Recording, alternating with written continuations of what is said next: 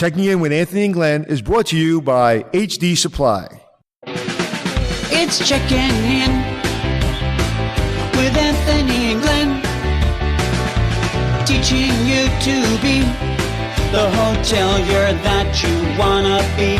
It's Checking In with Anthony and Glenn. Welcome back to Checking In with Anthony and Glenn. I'm Glenn. And I'm Glenn, too. Hey, Glenn, too.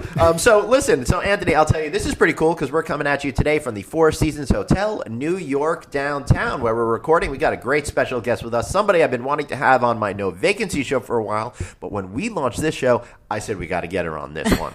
And that would be Nancy Trejos with USA Today, who's a big travel editor over there. Nancy, great to see you. I'm a travel writer, Travel actually. writer. After all those years, for giving me the promotion. All those years in newspapers and magazines, you'd think I would know the difference between the writers and the editors, but no, not so much. Well, you know what? In this day and age, sometimes I edit stories as well. Mm-hmm. Everyone wears multiple hats. Right. Yeah. So let's jump right into it. So what's the difference between when you first came into this business as a journalist to today from a technical standpoint? Like, what were you responsible for when you first came into journalism, and what are you responsible for now? Well, I've been doing this for at least 20 years, so a lot has happened between now and then. When I first started, I'm going to age myself. As a college graduate in 1998, I was at the Washington Post, and then I was at the LA Times. I was actually not a travel writer, though. I was a pure news person. I covered schools. I did some crime reporting in Los Angeles. And back then, when you said you were a writer, you were a writer. That's pretty much all you did.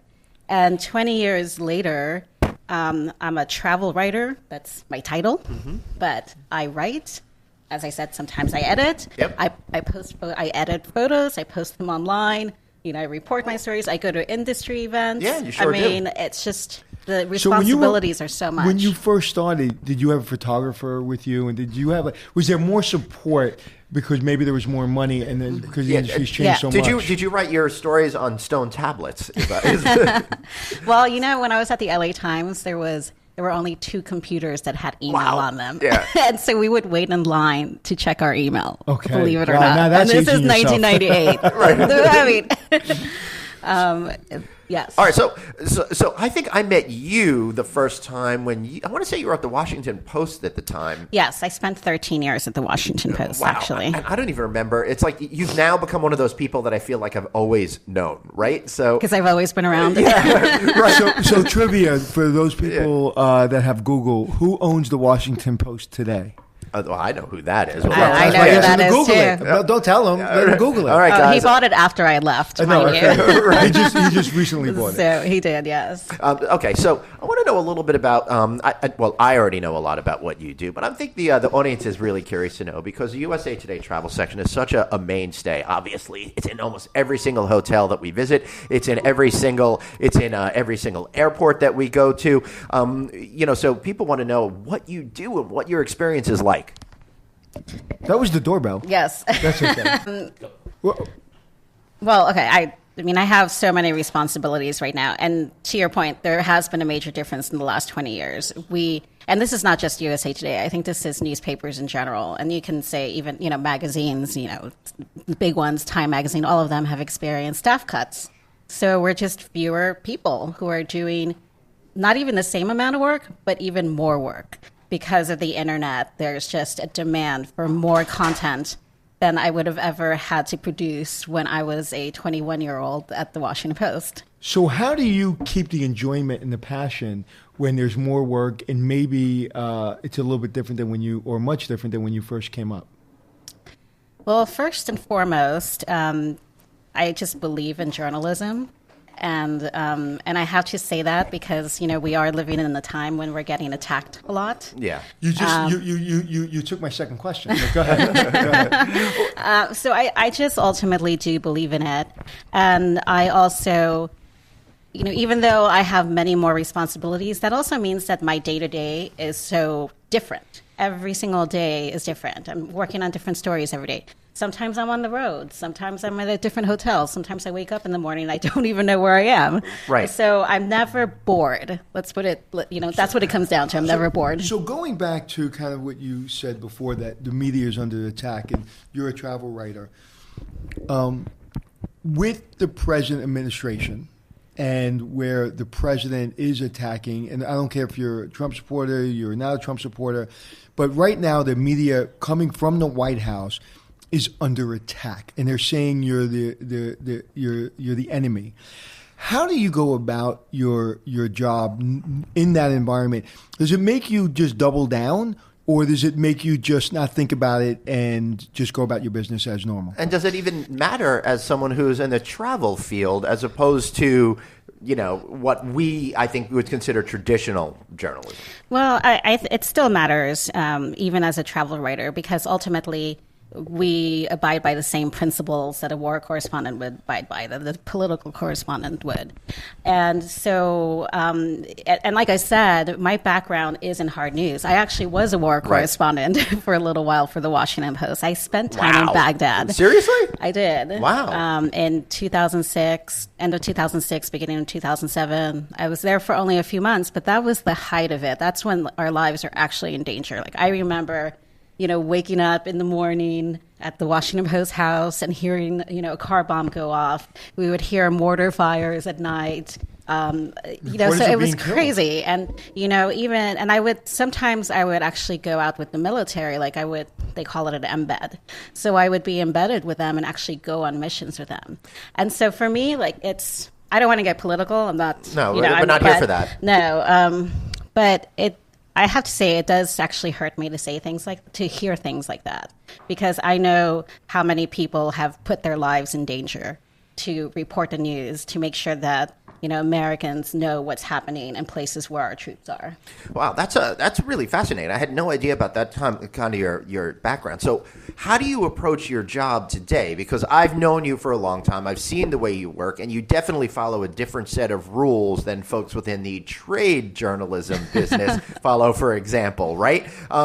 Trade journalism is a lot more, hey, we're kind of friendly about it. You're very, very, very much about the rules of journalism and the obligation to tell that truth. So people say that you're not telling the truth. I personally take umbrage just watching you. I mean, that's not something you can necessarily say when it comes to trade journalism as a whole. Yeah, I'm friendly too, though. Right. Well, I meant it like when they say in that way, when you say kind, you're really referring to good weed. That kind of weed. I do think, and not to knock anyone else in the travel industry, in the travel writing, travel blogging world, I still approach it from that, being a hard news reporter.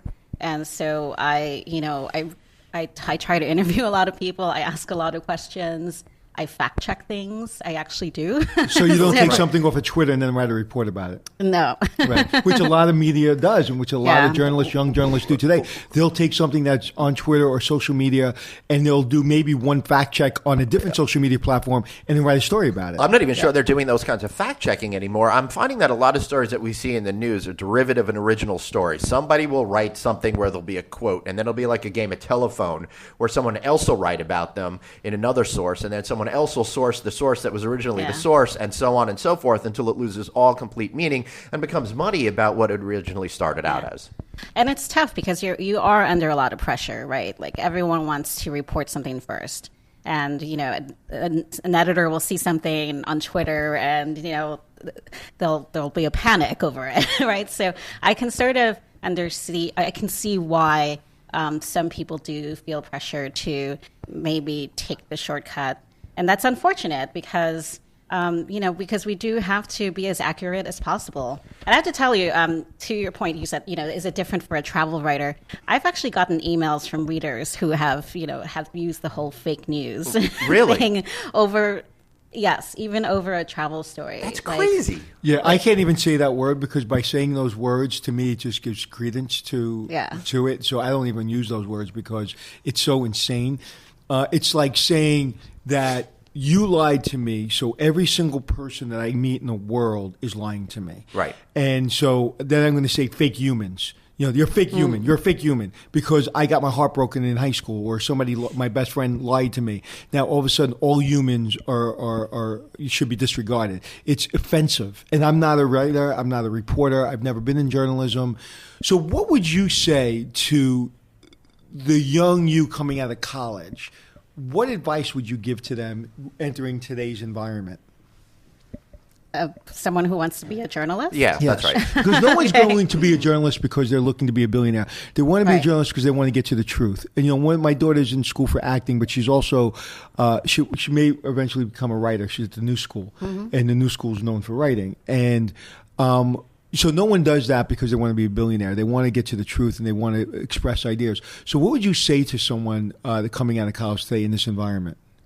Well, I think they should know, and I think everyone should know, that there's still a need for journalists. We actually need people to come out of college and do this because the world needs it. You need to have people who are going to be, objective writers of history.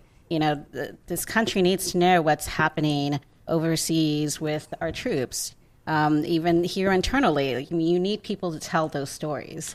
So first and foremost, I would say keep going with it because, okay, you're right. You're not going to make a lot of money, but you're going to do an important job that at the end of the day, you're going to feel like you did something that would help the world a little bit. But you said a word that's very important today, objective. One of the reasons they use those words against the media is because they feel, and there are several news stations that aren't objective. So how do you maintain your objectivity when you're working for a corporation and you can tell instantly that it's skewed one way? How do you as a reporter stay true to yourself? You just have to write about the facts. You have to just... That's Right. a difficult question. Yeah, no, it really is. On that one, No, it's, but like, if somebody came to you and asked you to skew the facts in a report that you know is true, what would you do? To skew the facts? Well, you work for a corporation that doesn't like... Oh, you mean my a top editor said, "Oh, you."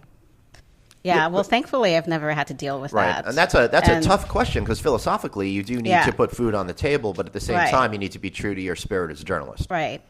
And I always tell, I don't, the TVs, the networks, or the TV stations, the cable stations are a little bit different. I know there are some that, are considered more conservative or more liberal than others. With newspapers, sometimes people do get confused about the editorial page or opinion pieces versus the actual, reported stories. And so I always just try to kind of school people and saying, like, I'm not an editorial writer. And sometimes they'll say, oh, can you put this in your editorial? I'm like, it's not an editorial. This is an article. It's a story. It's a reported story. It has nothing to do with my opinion on anything. And I've got an idea here, but I'm going to tell you that on the other side of this commercial break. So just stay tuned, and we'll be right back.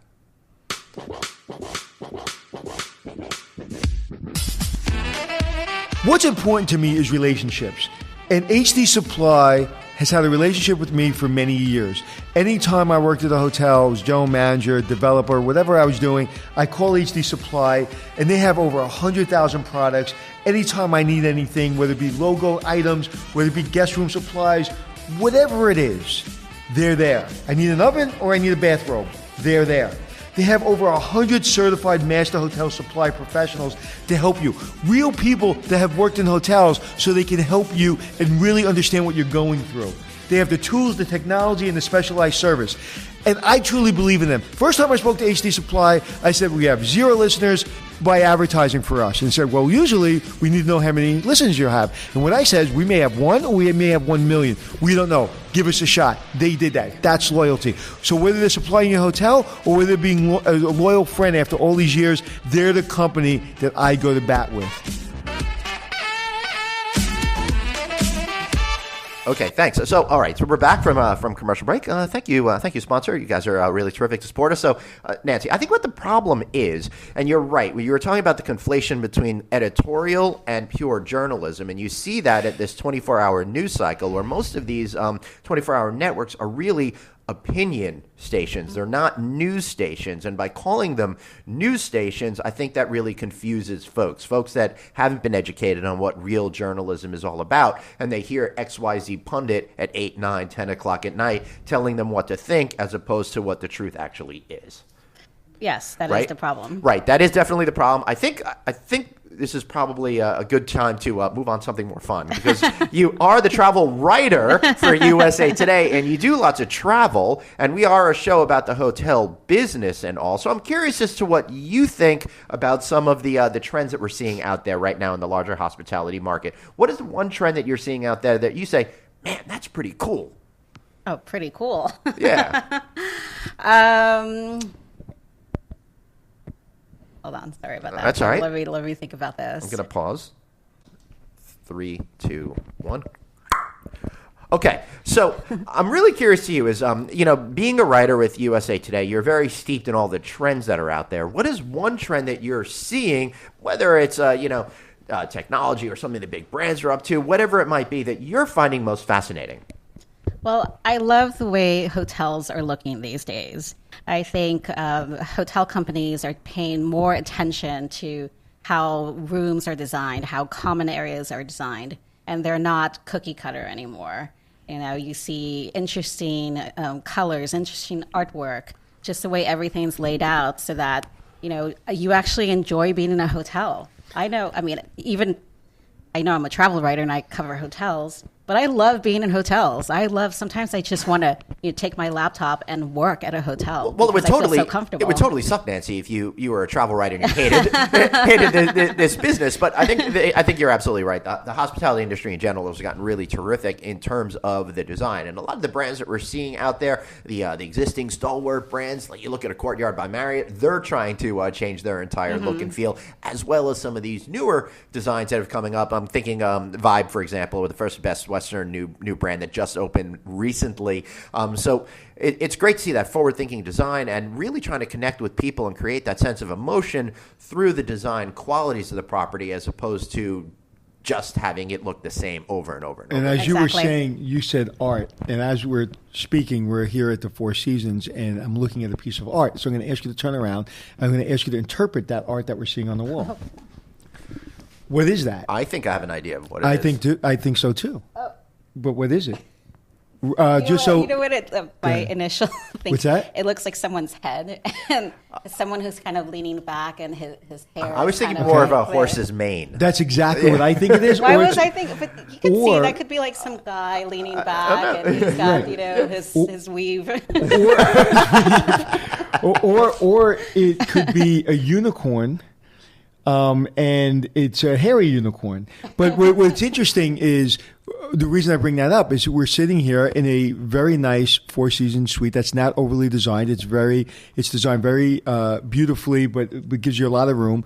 But I'm sitting here, and as you guys are talking and I'm listening, I'm literally finding myself getting lost in that painting, trying to figure out what it was. And we all kind of had our own interpretation of it. And I think you have a room that's pretty, it's wonderfully designed, but it's not over-designed, but it has one piece of artwork on the wall that makes you get lost in it. And I think that's fascinating. And I think that's what I'm seeing more and more as I travel, is I'm seeing that they're giving you a focal point, but they're not overwhelming you with design. Right. And they're being more thoughtful of how they design the guest rooms. And well, yeah, as we're recording this, on this day, Crown Plaza actually just got a patent for, I think, it's called the work-life room that they're doing. So that's interesting that the specific design of a hotel room can actually be patented, because it's very different than what we've seen before. So that's pretty interesting to me. And you would think, with how many brands are there out there right now? I mean, there's so many brands we can't even begin to approach. I think there's been over 100 of them introduced in just the last year or so. So they have to distinguish themselves in some way, right? Well, I'm finding, Nancy, that the problem with a lot of the brands out there, and nothing personal to all my brand friends out there, but as the brands continue to try to distinguish themselves by being different, they're all being different in exactly the same way, which is bringing us back to the same problem we had 15, 20 years ago when we had floral bedspreads and that weird foamy thing that you slept under, right? So I'm finding that even though everyone's different, they're all arriving at the same place, just in a little different kind of a way. And I'd like to see some a wholesale reinvention of this space yet again, but I'm not educated enough in the world of design to know what that is. Right. Well, what do you think about technology? Because everyone's trying to do something different with technology, right?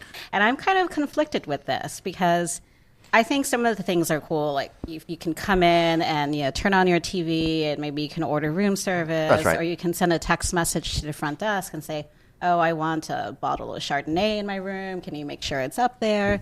That stuff can be actually useful. But then you have things like robotic butlers and...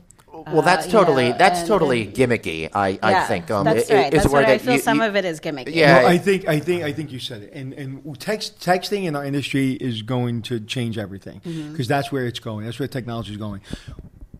We're the last industry to get to technology, and then when we get there, we use it poorly.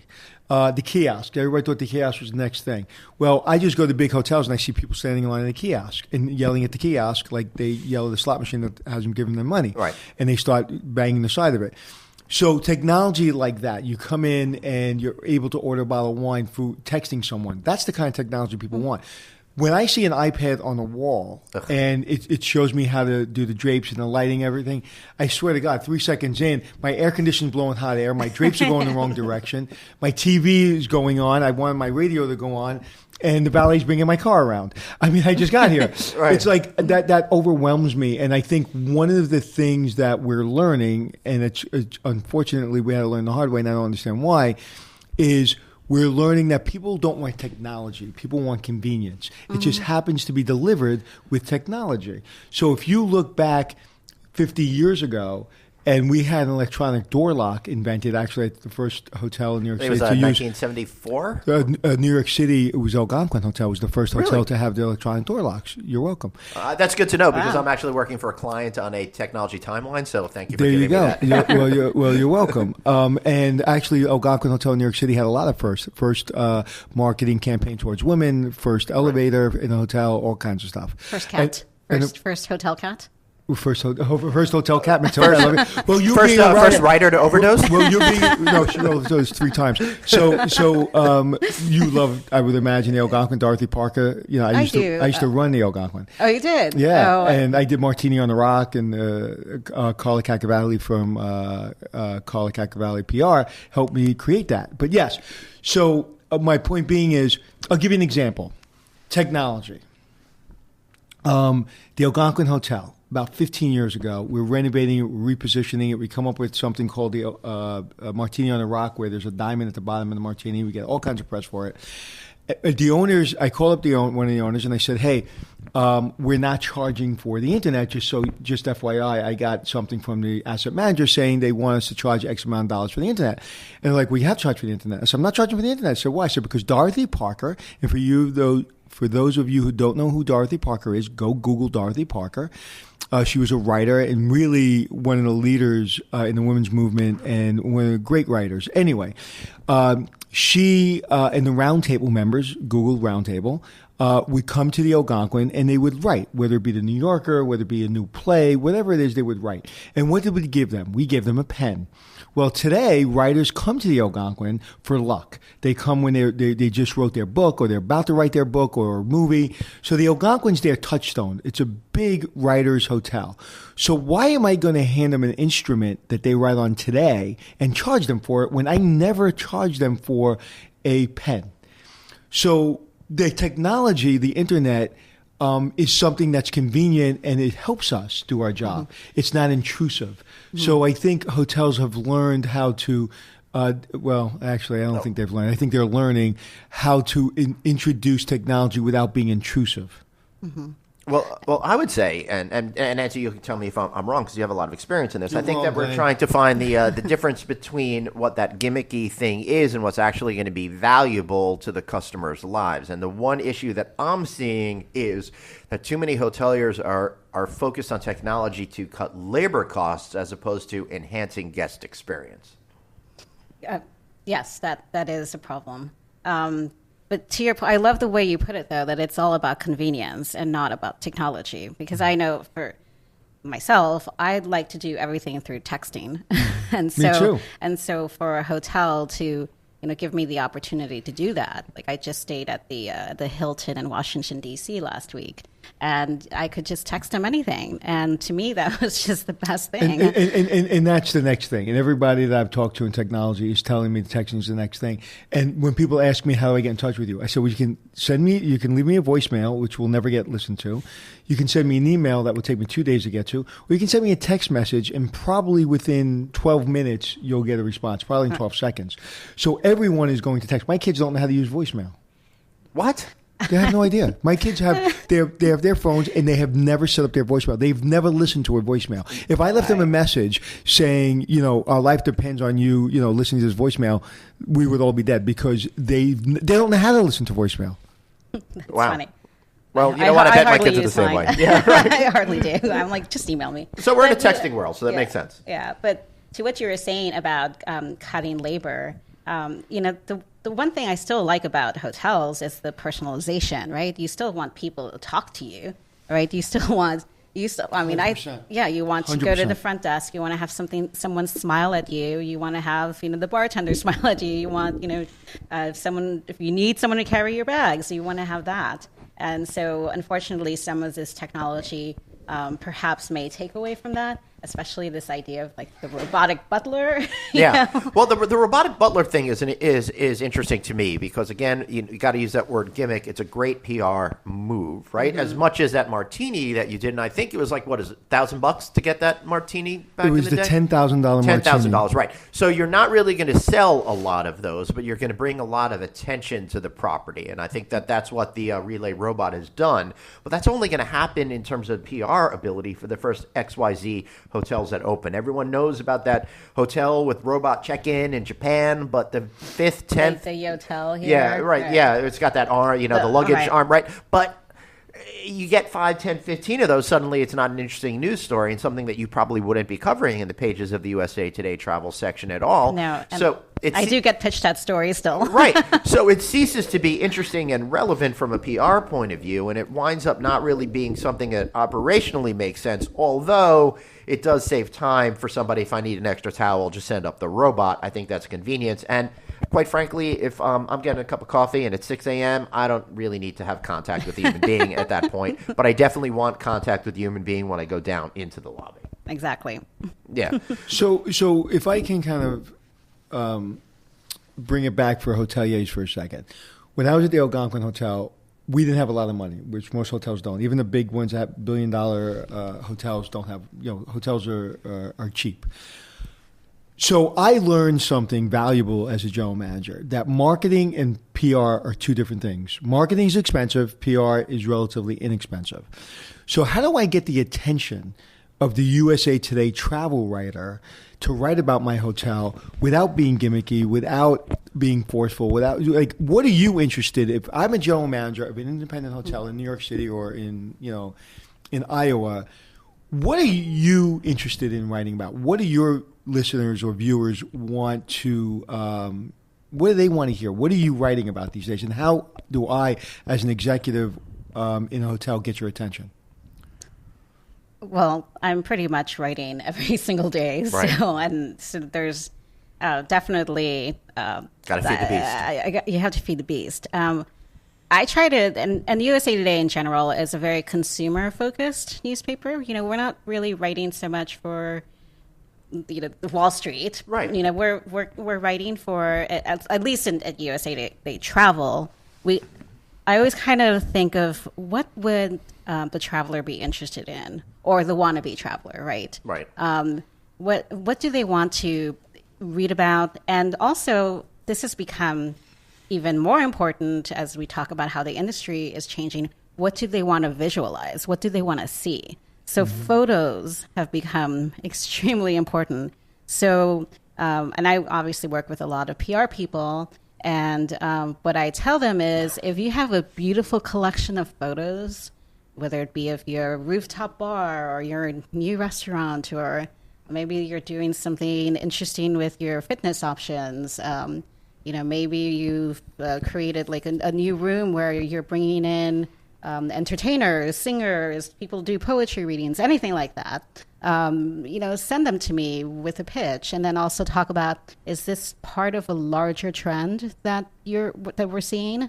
So I kind of try to make them think a little bit more visually and thinking more about the larger picture versus just the one little tiny thing that they're doing at their hotel. I think that's a problem with a lot of public relations representatives. I think there's a disconnect between the experienced pros at the top of the company and the younger folks that are doing the grunt work and contacting you. So they don't understand that they need to be thinking the bigger picture. They're so many times I find that I get a lot of pitches that are very myopically posted on whatever their goals are. SAT word. Yeah, without folding in what the larger story is and the context of that and why it's relevant on a larger basis and why somebody that's got a national newspaper should be focused on that particular story. So you've got to think about the goals of you as the writer, as the journalist trying to break interesting news that's on trend or at the cusp of a trend, as opposed to where the folks are trying to make the owner of a hotel happy or the person that's paying their bills, because that's really not going to get you into the pages of USA Today. Right. Right. When we shoot Hotel Impossible, it's very much about the story of turning around a hotel. We shoot a new show called Extreme Hotels, where we go to the Treehouse hotels. We went to a fort off of England. We went to the Ice Hotel, and it's the entire show is about the cinematography. It's about the picture. It's about the drone shot that you can get. And we found that this would be an extraordinarily popular show because it's showing you how beautiful these hotels are. You go into the rainforest in Peru and you show somebody a treehouse, you better have some epic pictures. John Kellerman, who's our cinematographer, our photographer, our cameraman, doesn't know how to fly a drone very well. His 12-year-old son does, but he decides to always fly the drone. So we lose drones a lot when we shoot. So if you listen to this, John, you know it's true. But we get these incredible shots, and we're really seeing that even our viewers on television, they want to see beautiful stuff. They do. They're traveling because they want to be there, right? What do people have? They have travel envy, right? They have vacation envy. Yes. So, as being a travel writer, when somebody says, when Samantha Brown, who's a dear friend of mine, and I think great people. I just saw her last week in D.C. Yes, at the ASTA conference. She's amazing. She's one of the most amazing people. There's no me without Samantha. She set the trend. Absolutely. There's no any of us. Matter of fact, I think I talked about this. Is a great bit when Anthony Bourdain took her show or took her time slot and how they made fun of each other. It was fantastic. But anyway, Samantha Brown. The best girl, the girl with the best job in the world is her tagline. And being Samantha Brown, everybody wanted to be that travel writer that just travel all around the world and show great pictures. But I know how incredibly hard she works and how incredibly time-consuming her job is of going around the world and showing people great things. So tell me about that. Like, people know you're a travel writer. You used to say, you're so lucky. You stay in 5-star hotels. Right. You eat in the great restaurants. Oh, my God, I want to be you. Right. Tell me why I may not want to be you. I've seen you sending out emails at 2 a.m. I don't sleep much. No. So tell me why maybe I don't want to be you unless I have a tremendous amount of passion. Well, I do get that a lot. Anytime I tell people what I do, all I hear is, "Oh, so you're always on vacation." Oh, See, no, I'm not always on vacation. Right. I mean, when I go to destinations, of course, there's an element of fun in it. Sure. I'm enjoying. I'm seeing a new place, and I'm enjoying that. But I'm also waking up in the morning, and I start going. From the time I land, I'm just reporting. And it's all day long. I'm doing things that, for the stories, that's not necessarily things that I like to do. For instance, I'm afraid of heights, and I climbed the Sydney Harbor Bridge for a story, and it was the most terrifying thing that I've ever done. But pretty cool. Once I got to the top, and once I was back down alive, sure. Right. But during the 2-hour trek, I was pretty... I could totally sympathize with that. I had one of those. I had one of those lunches on a crane when I was in London recently, and they hoist you up like hundreds of feet in the air, and I'm just floating there with the whole dining table kind of going around, and it was just a weird, scary experience. It is. And much more fun once I got on the ground.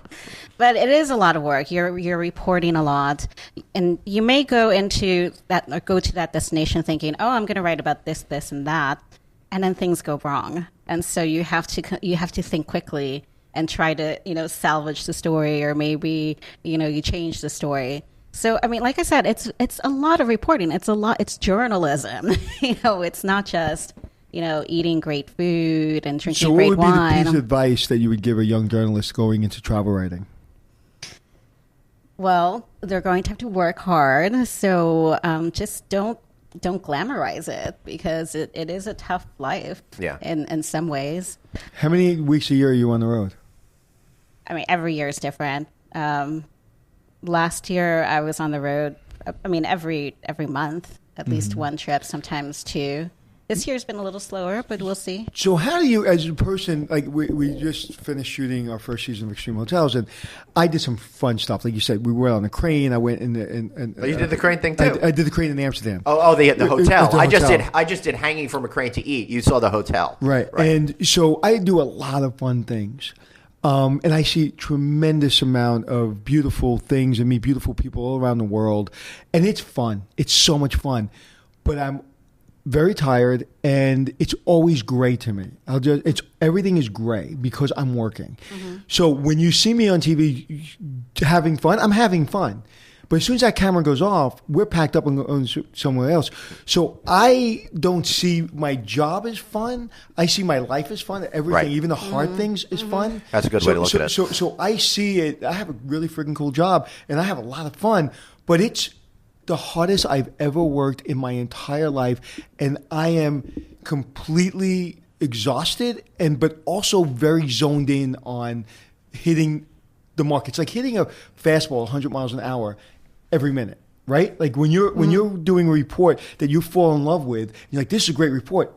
The time you wake up, you're doing another report that you have to do at the same level. How do you manage that?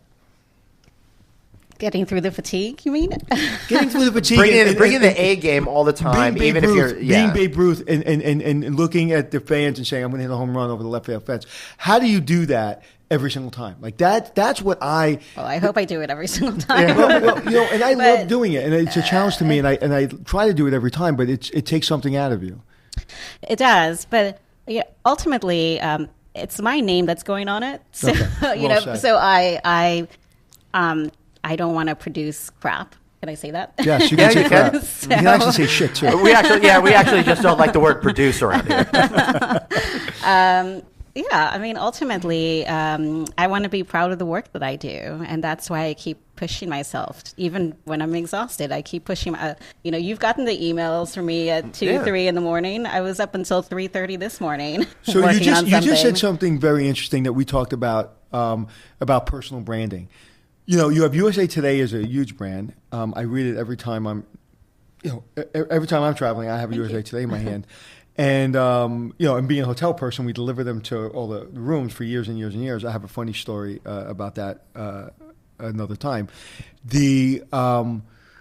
What the hell was my point, Glenn? I don't know. I'm not in your head, but you want to be in my head? I hate when people on podcasts lose their train of thought because it feels like they're not paying attention. But I don't know. Well, you're paying so much attention. You're still reflecting on her experience. Because I was saying to myself as I was talking, I just think I interrupted her. I felt bad about that. Then I lost my train of thought. Right. What was I saying? Anything intelligent? I can attest that no. I was saying something intelligent. About personal branding. Yeah, thank you very much. Being part of the big brand, but also your personal brand. And that's a very important question, so I'm glad that you reminded me. So USA Today is a very important brand. Mm-hmm. It's a big brand.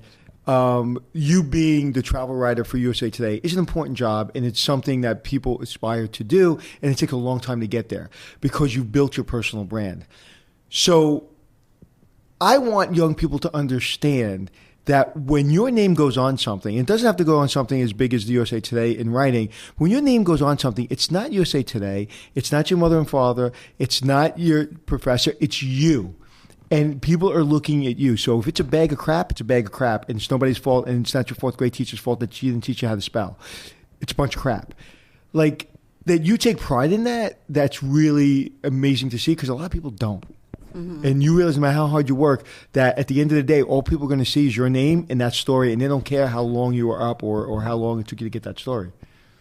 Exactly. And not to knock any other people in the industry. Oh, let's knock them all. I mean, I see some of what I'm seeing in the travel space, just a lot of influencers, and I see their branding, and I'm not seeing that much journalism in what they're doing. It's a different business. It's different. I mean, I see a lot of a lot of posing in It's front of sound bites. things. It's sound bites. You're telling meaningful stories where they're like, I'm cool. If you have this thing or these products, you could be cool too. You know, that's how I see the influencers. And by the way, if anyone wants to hire me as an influencer, I definitely I'm definitely into that. I will totally sell out. No, and I think using examples from my own life, it's people see you and they glamorize what you do. And anybody that's ever been on my set knows it's a long day if you're not telling the truth. Mm-hmm. It's a long day if we're not getting to the heart of the business and the heart of the story.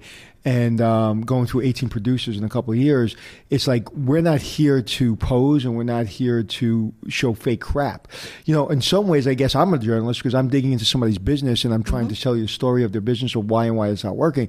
And I take that incredibly seriously. So when was the last time or first time that you wrote a story and you said, I could have done that better and I missed it? Oh, God. In 20 years. Give me the one that stands out the most. That has happened. Because you can't be perfect every time when it comes to, you try as hard as you can. So give me an example. You don't have to tell the story exactly, but give me an example of what you learned from that. Well, let me think of this. Well, when you think about that, I will say something. I think that every single story that I wrote over the years, I was always satisfied with it.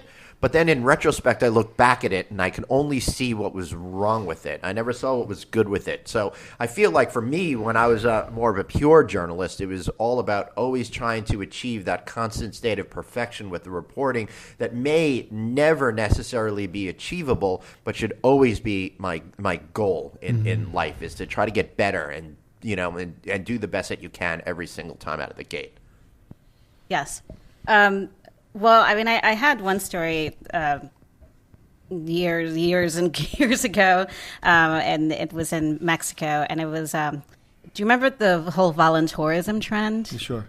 And it was around the time that was becoming a big thing, so I took a voluntourism trip to Mexico, and this was an example of everything went completely wrong, completely. I mean, from the very beginning, the company was just not well run, and our housing wasn't set up. They had nothing for us to do, and we were paying money for it because USA Today, we actually don't take free trips. I know a lot of different publications do, but actually that was the Washington Post, but it's the same rules. You don't take free trips. So my company was paying money for this, and I was on the trip with two other girls who were not journalists. They actually were doing this voluntourism trip. They were paying money of their own. I felt bad for them because it was actually out of their pockets. At least my company was paying for me. And I tried to do, the best reporting job possible given the circumstances. And that was a really difficult story to write. And in the end, I think I could have done things differently in terms of the writing. Sometimes, it's hard to figure out what you should include and what you shouldn't include. And part of it is to sort of, you want to protect people in some ways, people who are not public figures, like these two girls who were on the trip with me. It's not that you want to hide the truth, but, it's not their fault that they had a reporter hanging out with them. What would you have done differently if you were writing it today? I think I would have been a little tougher on the company, honestly. And I think I was I wrote how everything went wrong, but I think the fact that they were, not saying they were scamming people, I'm not saying that at all, but they were, taking money from people like these poor two girls and giving them a horrible experience. They didn't value the customer's dollar. Exactly. And so and that's also an examination of, or an example of you're not supposed to be opinionated. You have to be objective. And I try to do that by just stating the facts, stating what I saw. Right. And maybe you held back a little bit of the facts because you didn't want to hurt some people. Yes. Right. So I'm not saying that's like that'll happen sometimes. Right. And I'm not saying that anyone was at fault there. I think the company was actually, but those are some challenges that you face in journalism. And yeah, so in that case, like you always go back to stories and say, oh, I wish I had done this differently. Maybe I should have included this. Maybe I shouldn't have included that.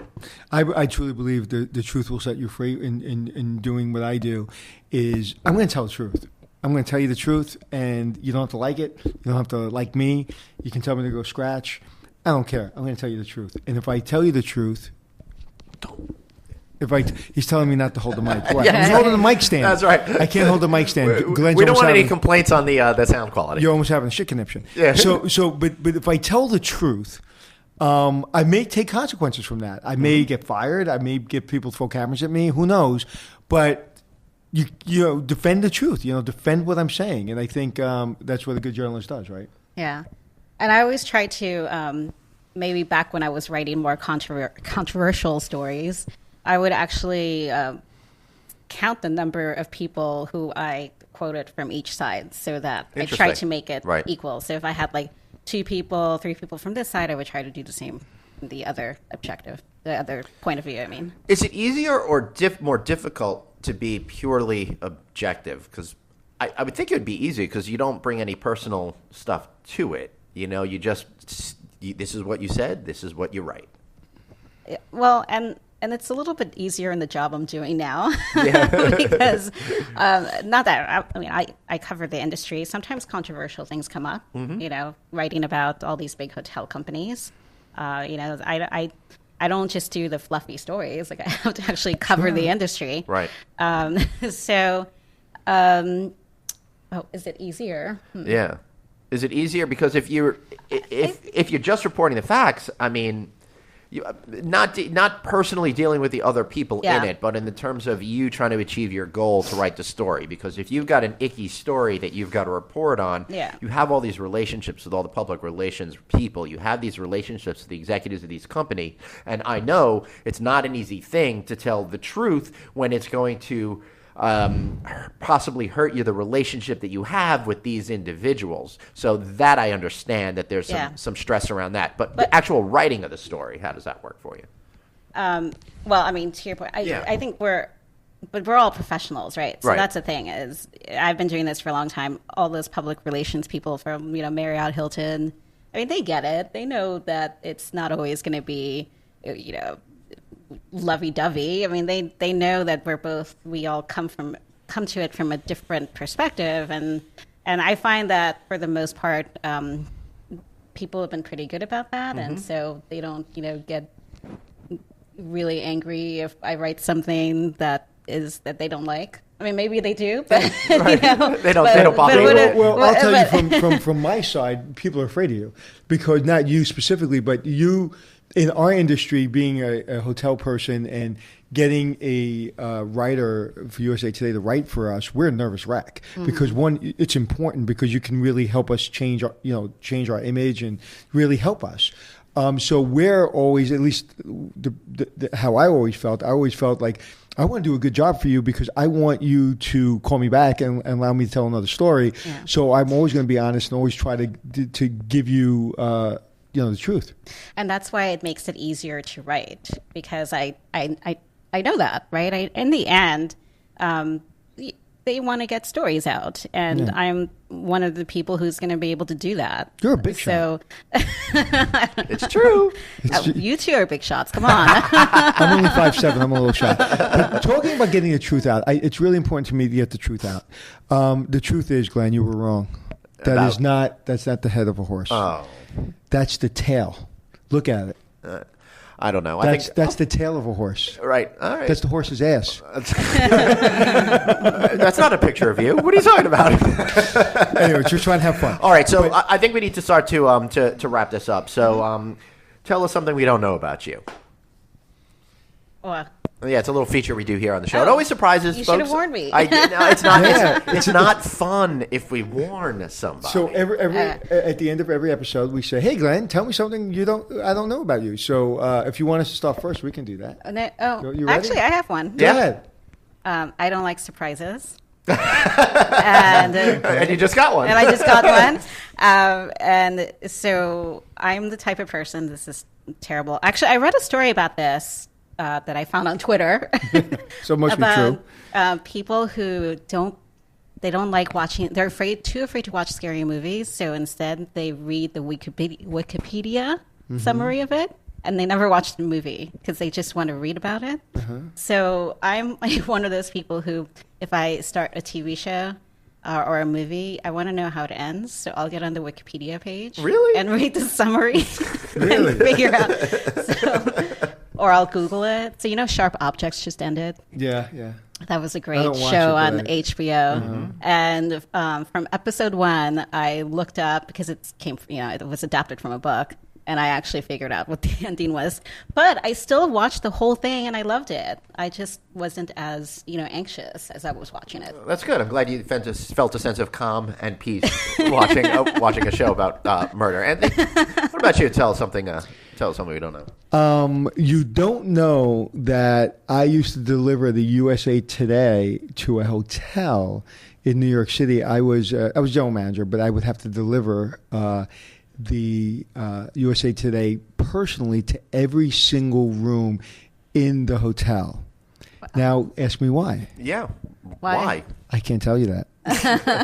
That's a secret. If next time we do the podcast, have a couple of drinks in me, and I may tell you that story. It's actually a really funny story and a very interesting story, but it's someone I'm telling a story that might get me in a little trouble. So give me a couple of drinks and I'll tell you the story why. All right. So if you're a bar owner or a bartender and you want to have us do a show at your space, just let us know. You can ask my friend who runs the security at the Four Seasons in Times Square Hill or in Midtown. He knows the story. Excellent. And something about me, I'll stick with the HBO theme. For some reason, I've been thinking about comedian Gary Shandling a lot because I always thought he was really terrific, really broke new ground constantly in television. And I just finished marathon watching The Larry Sanders Show, all 6 seasons, and I had a really great time doing it, and I highly recommend all of you do it as well. Wow, that kind of reminds me of somebody that would watch Star Wars over and over and over again. I don't know why. I got to tell you, I liked Last Jedi, but I was recently watching it on Netflix. I got about 20 minutes in. I couldn't watch it all the way through the second time. And I'm a huge Star Wars fan. I have oh God, why am I forgetting his name? I got a picture of Boba Fett on my computer here. No idea who that is, and I'll tell you, since I really didn't tell you a real story about Did You Know, I've never watched sci-fi. I've never watched a scary movie. I am a bio and history buff, so I don't know Star Wars. History's scary enough. The history we're writing right now is scary. Okay, so Glenn, is that the end of it? I think that's the end of it. Nancy, before we wrap up, we got to give you a chance for a good shameless plug. Don't feel bad at yourself. Say anything you want to right about now. This USA Today, USA Today Travel, the best travel section, whatever it is. Tell us how we can find you, whatever you want. All right. So, so you can find me on usatoday.com.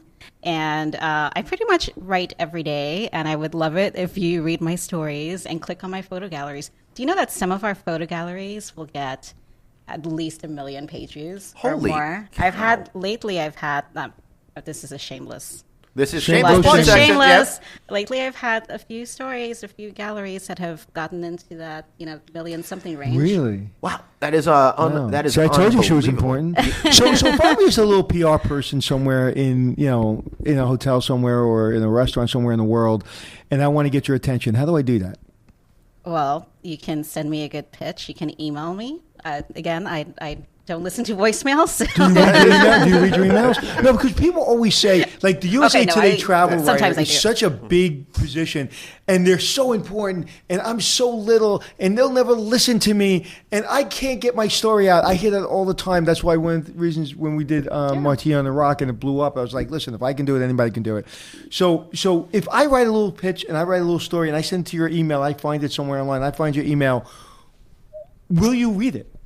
Yes, if it's got like a good, not a headline, but subject line. And again, as I said, if it's visual, put in some really cool photos, and that'll grab my attention. Put in a good pitch. What's the one thing I shouldn't put in the subject line? The wrong name. Hi, Sandra. Hi, Julie. Delete. Yeah, that happens quite a bit. It does. Or they write my address, and I'm happy to give it out. And Trejos at usatoday.com, and they send an email to that, and they say, "Oh, Julie, I'd really love to see this in Travel and Leisure." Right, and then we know that you haven't taken any time to do a custom pitch for her. With all the readership that Nancy has, you should be focused on custom pitches.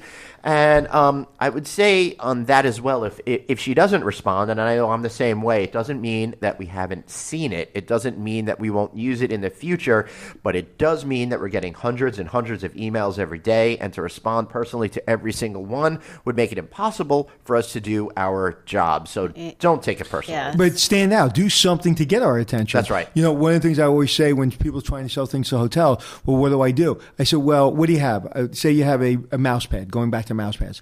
You have a mouse pad. Put the picture of the hotel with the quote from the hotel on the mouse pad and send it to them. Right. That'll get my attention. And not only that, now you make me feel guilty because you spent all this time and money that I have to call you back. So get something that, be creative. Yep. Yes. And also, you said, what if you're at a hotel in some tiny town? USA Today, we will write about Hong Kong, we'll write about Napa Valley, and we'll write about some small town in Texas. Like, we'll write about any place that's interesting. It doesn't matter how big or small it is. Just be interesting and just be different with your pitches. All right, I think that's a great place for us to leave it. So for Nancy, Anthony, and myself, Glenn, thanks for listening to Checking In with Anthony and Glenn. We'll be back next time. It's Checking In with Anthony and Glenn, teaching you to be the hotelier that you wanna be. It's Checking In with Anthony and